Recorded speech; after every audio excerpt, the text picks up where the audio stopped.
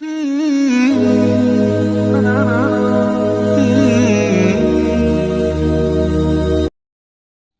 اللہ الرحمن الرحیم۔ الریاض النظرہ فی مناقب العشرہ میں یہ حدیث مذکور ہے۔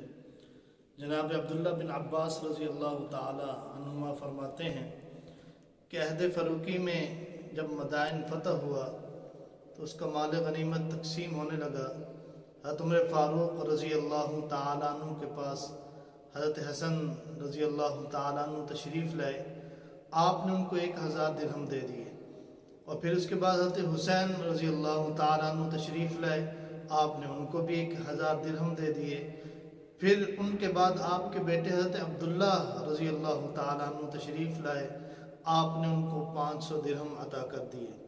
حضرت عبداللہ رضی اللہ تعالیٰ عنہ نے ارشاد فرمایا کہ ابا جان، کہ جب یہ چھوٹے بچے تھے تو میں اس وقت جہاد کیا کرتا تھا، تو آپ نے ان کو 1000 درہم دے دیے اور مجھے 500 درہم دیے۔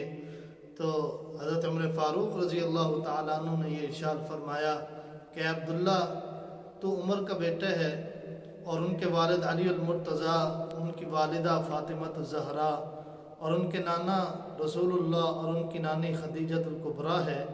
اگر تمہیں ایسی فضیلت حاصل ہوتی تو تجھے بھی 1000 درہم مل جاتے۔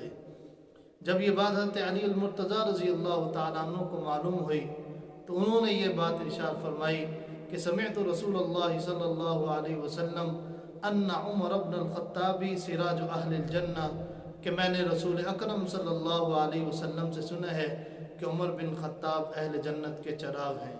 تو کیا ہی ان لوگوں کے درمیان محبتیں تھیں، الفتیں تھیں، اور یہ ایک دوسرے کو کیسے نوازتے تھے۔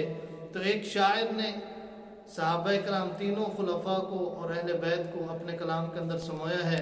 شاعر کہتا ہے کہ حقیقت ناز کرتی ہے، حکایت ناز کرتی ہے، نبی کے 4 یاروں پر خلافت ناز کرتی ہے، نبی کے سب صحابہ سے محبت میرا ایمان ہے، کرو ان سے محبت تو محبت ناز کرتی ہے، بنے ہیں مقتدی جن کے عمر عثمان علی حیدر، میرے صدیق اکبر پر امامت ناز کرتی ہے، وہ جن کے مشورے قرآن کی آیات بن جائیں، وہ جن کے مشورے قرآن کی آیات بن جائیں، اسی فاروق اعظم پر عدالت ناز کرتی ہے، تھی شادی علی کی تو کیا تھا خرچ عثمان نے، حیا کو ناز ہے ان پر سخاوت ناز کرتی ہے، نبی کی لاڈلی بیٹی جس کے گھر میں آئی، نبی کی لاڈلی بیٹی جس کے گھر میں آئی، اس حیدر کرار پر شجاعت ناز کرتی ہے، کٹا کر سب گھرانہ دین پر